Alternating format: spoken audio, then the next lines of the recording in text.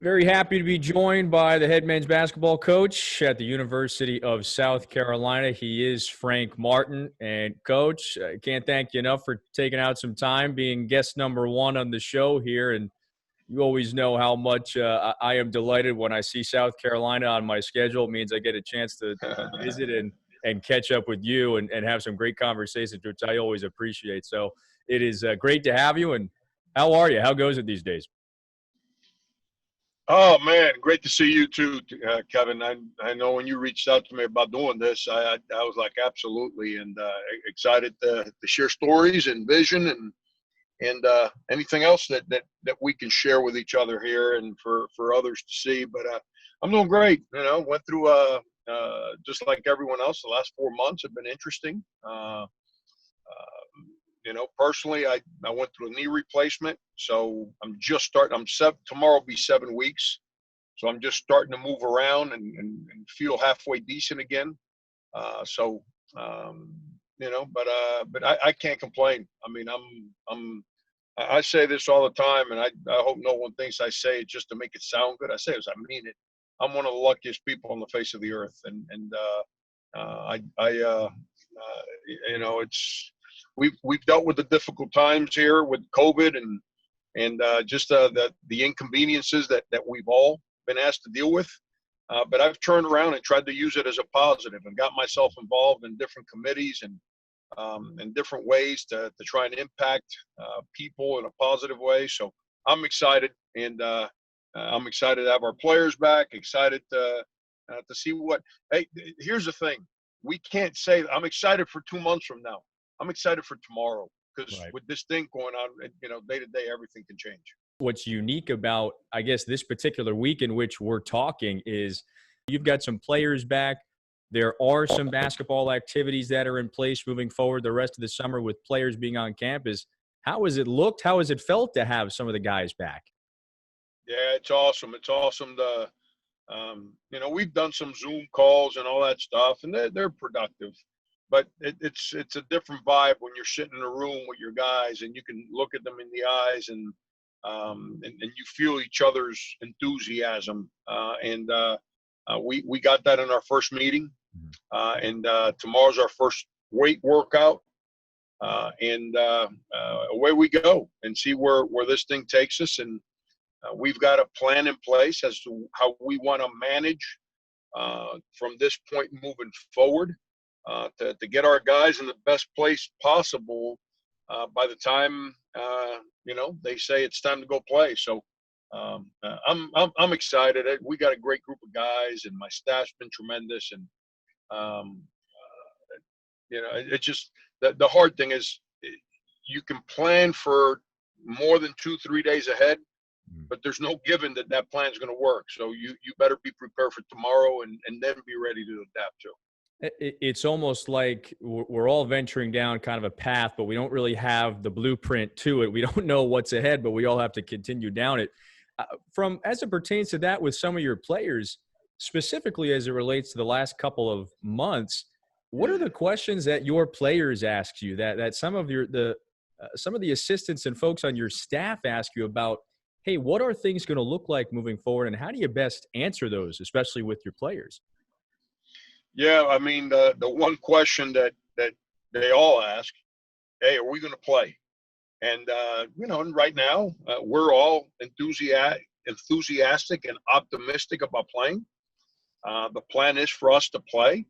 I think there'll be some adapting, but the plan is to play. If not, schools around the country wouldn't be trying to bring their players back in July. Some schools brought them back in June, and it's if the plan was to just figure out a way to get through the year, we wouldn't be worried about bringing them back in July. So just find peace, learn how to, we need to depend on each other to handle our stuff the right way.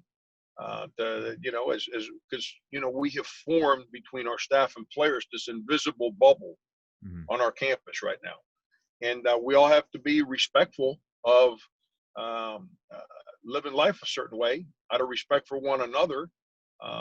So it's all part of it. I think I think it's a great time to continue to build relationships and grow as a person, and and take advantage of this moment to become even a stronger human being, and a more reliable person, and a better teammate. Which is, whether we're 54 years old or 18-year-old college freshmen, we're all striving to be great teammates. And so I'm excited. I'm excited for what's in front of us. This has been a busy summer for you, and I almost shame on me for only introducing you as, coach of a university. That's one of the great things that I love about you is you're defined by a lot more than just that, and specifically as it relates to a couple of things that you've done in recent months and will continue to do moving forward.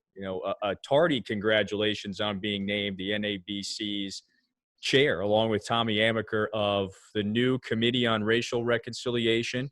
I know you're going to do so much when it pertains to the McClendon Foundation's MLI, the Minority Leadership Initiative. When it relates to those two, I'll ask this: why'd you do that? What was so important about doing that and moving forward with those two initiatives moving forward?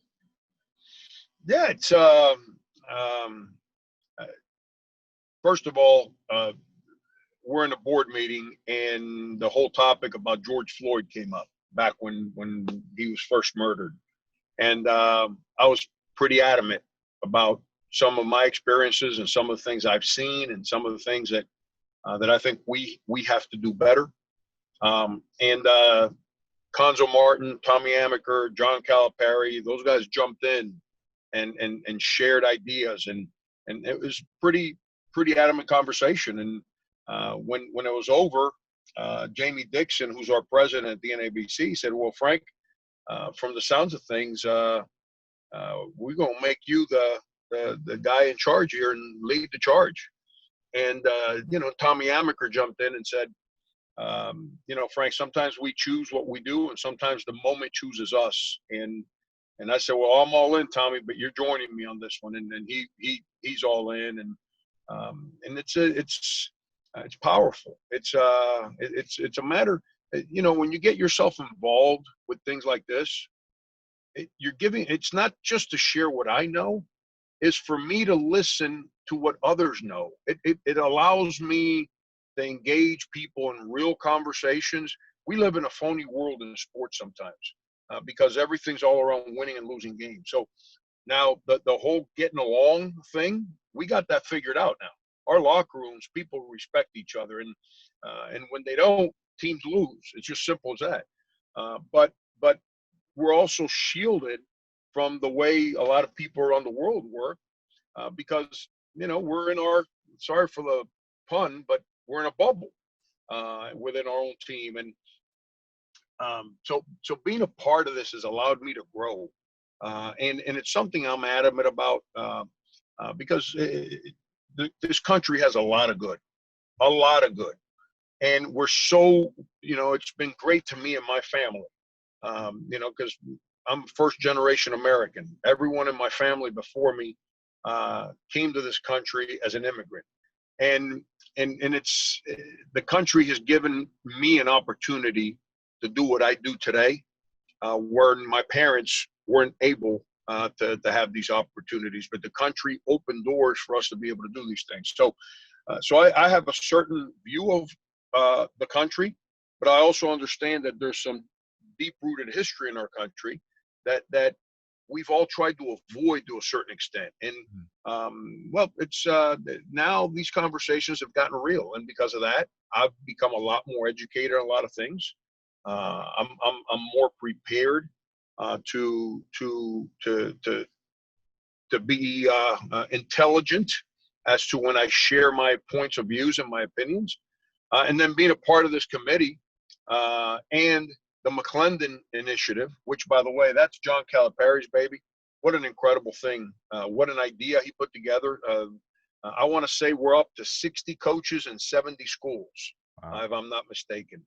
So that's 70 schools are going to have a person of color, a minority, male, female, given a real job at the level of administration. Where is the one place that I'm not into telling people how to do their jobs or who they should hire. No one's going to tell me who to hire. I don't tell anybody who to hire.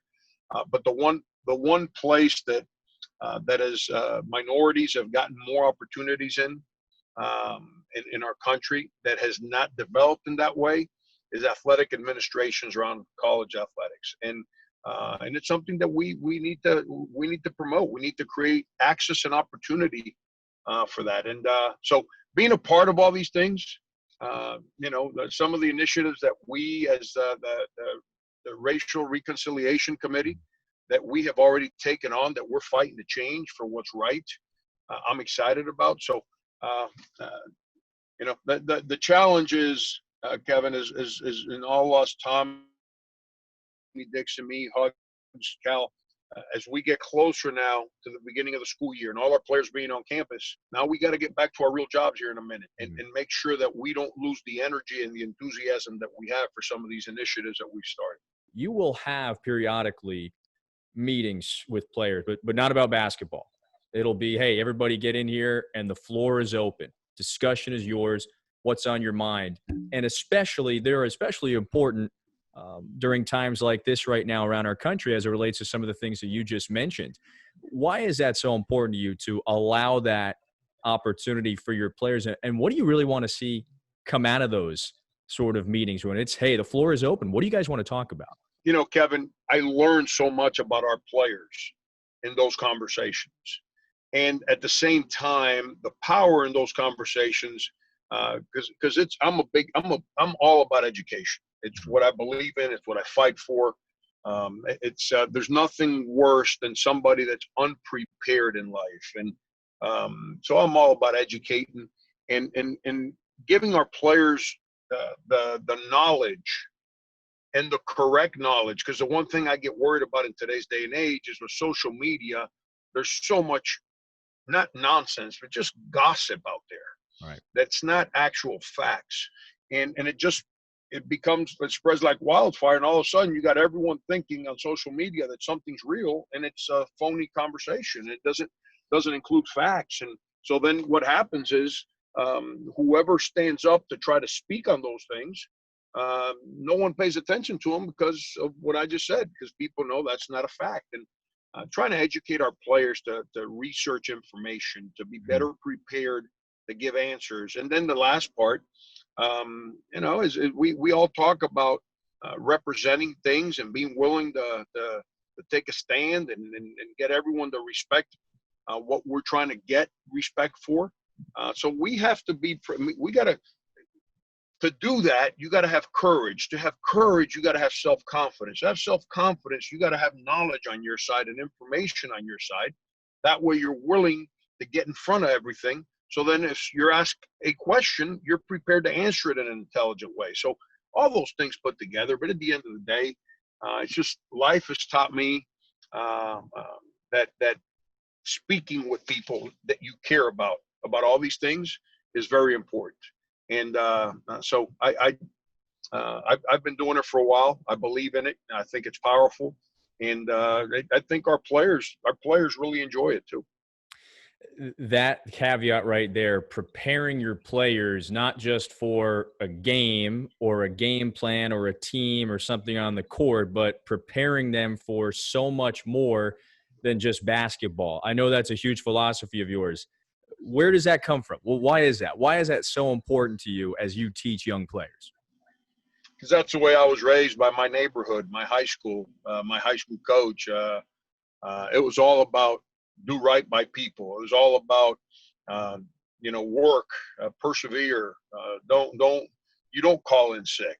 I mean, it's the things that I was taught when I was growing up. And the reason you don't call in sick, it's number one, because you want to keep your job. And number two, because the people at your job depend on you doing your job. So you don't call in sick because of those things, because it's always about helping others. And it's the way I learned, the way I was educated.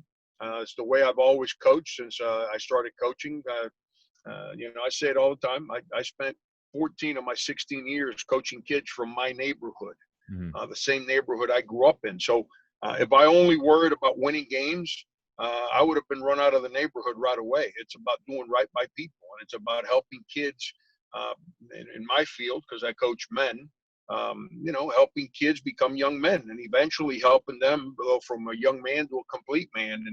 And that journey is complicated. That's not an easy journey. And then the last thing that I'll leave you on, it's kind of what I tell myself on a daily basis and definitely a yearly basis. When we're lucky, we play 37, 8, 9 games in a season.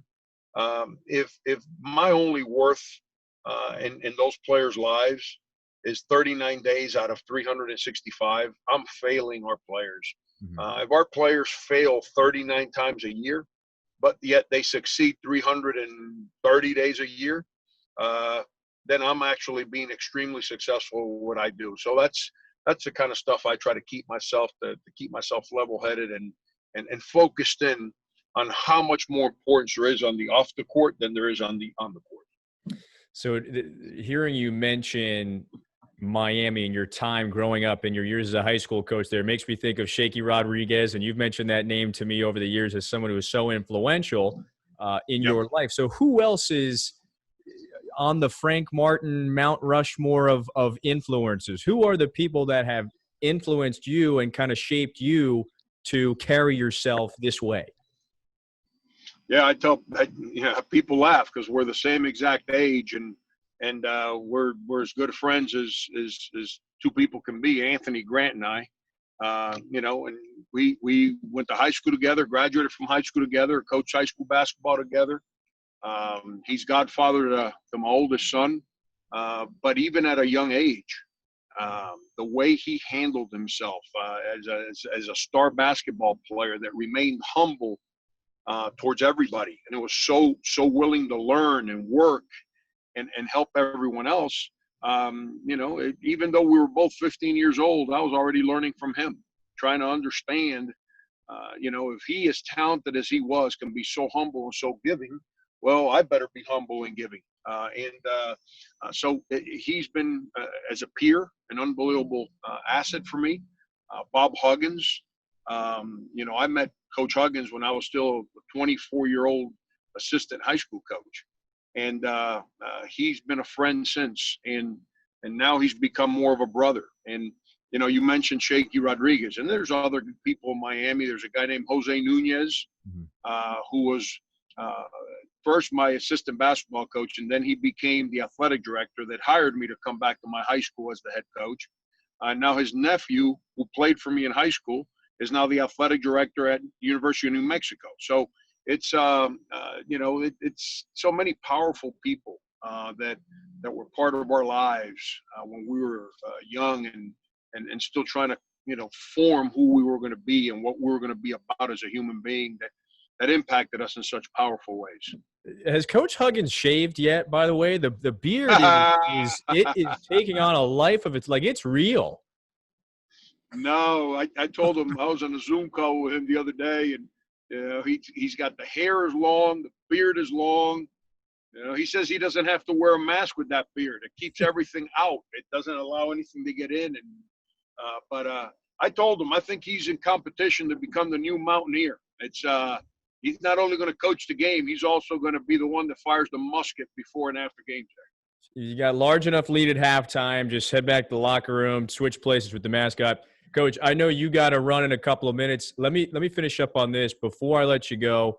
We'd be remiss if we didn't mention 2017 Final Four. It was such an impactful run. We've talked about what that means to you, taking South Carolina to a Final Four. One player on that team, one player on that team, of course, Sindarius Thornwell, one of the most fun players that I've had a chance to watch over these years. You have talked so much about his mental toughness, the perseverance. I think once we tried to compile like your all dude team, like just guys that had it. And I think he was on it. Maybe Denny Clemente was another, but the players who comprises that team of players who of course had the talent, but had the mental toughness, the edge to bounce back, and had the leadership as well. Yeah, it's hard. From my K-State days, the guys you just described, Denny Clemente comes to mind, Jacob Poland comes to mind, Rodney Magruder comes to mind. Those guys, their commitment, the work, to persevere. Some of the things I was speaking about before, it's who they were. And then you move. You know, we came real close at K-State. We made an Elite Eight. We're up one with 3 minutes to go, and Gordon Hayward and the boys from Butler closed the game out and kind of kept us. I'm sitting around. I'm humble enough to understand when you have certain opportunities, and in our business, there's so many people is so much better at coaching than I am over the years. Yet they never had a chance to be an Elite Eight game, or let alone a Final Four game. So I always sat back and said, God, I can't believe we were so close. And, you know, chances are not the number of people that actually coach in a Final Four, it's a small list when you take into consideration the amount of Final Fours and how many teams there are. And you know, and I was like, wow, maybe I'll never get that chance again, but we'll work at it every day. And then you hit fast forward, and I end up with guys here at South Carolina that helped build the program, and guys like Michael Carrera and Mendogas Cachinas, who had that mental toughness, that willingness to lead and work and teach Sindarius and Dwayne Notice to create that mindset that they needed to be leaders. And then in 2017, you're playing in a game against a conference opponent that you had split with during the year, and the winner goes to the Final Four. And Sindarius's relentless attack, punctuated by Dwayne Notice, who was always known as a three-point shooter and a guy that defended the ball, his breakaway dunk to kind of, seal the game. And I'm standing there on the sideline saying, I can't believe these guys just got this done. And what a ride. What a ride. A ride of a lifetime. I don't take that experience, not a second of it, for granted. I'm cut a certain way, and I've got an itch that I'm dying to get back in that game, so we can maybe try and figure out a way to play on Monday. And I won't stop till that itch is satisfied. But in the meantime, not a day goes by that I'm not thankful that if they told me tomorrow I can't ever coach again, that I've been so fortunate to be on such an incredible ride for so many years, not just for winning games and Final Fours, but because I had a Sindarius Thornwell, Denny Clemente, Dwayne Notice, Jacob Pullen, guys like that have just, I say it all the time, I meet those guys when they're kids, and now I have relationships with them as grown men. And I sit back and it's like, wow, I'm pretty lucky I get to call those guys former players.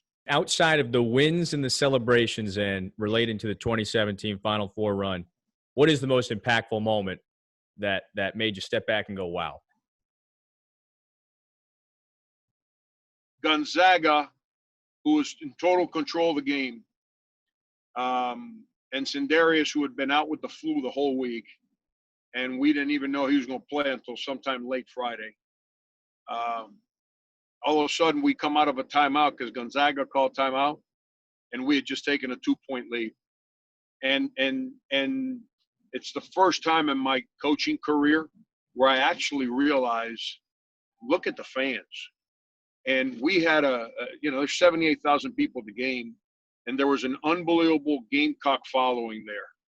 And I came out of that timeout, and usually I'm with the team, so we're all sitting down on the bench. At the Final Four, the team goes like down the stairs to the floor, and I stay on a stool by myself up there. And I'm sitting on that stool, and I'm looking around at the crowd, and we had just taken a lead, and I was like, can you believe these kids are getting ready to do this again? And look at all these people that traveled across the country to come to Phoenix, Arizona, to follow the Gamecocks because of these kids. And that moment right there, we didn't close out the game, but that's a moment. I'm getting chills as I share that with you right there. That moment right there was so powerful, and it's one that'll be with me forever and ever. In your words, in a moment like that, you said it after that game, something like that makes some kid in South Carolina go, I want to be the next Sindarius Thornwell. I want to be the next Dwayne Notice, Justin Mackey, so on and so forth. So a really powerful moment. Coach, you are too kind to take some time out to chat. Really enjoyed this. Thank you again. fun doing it, man. Let me know anytime you want to do this. We can sit here and talk about good stories all the time. Be well, Coach. Thanks so much. Thanks, Kevin.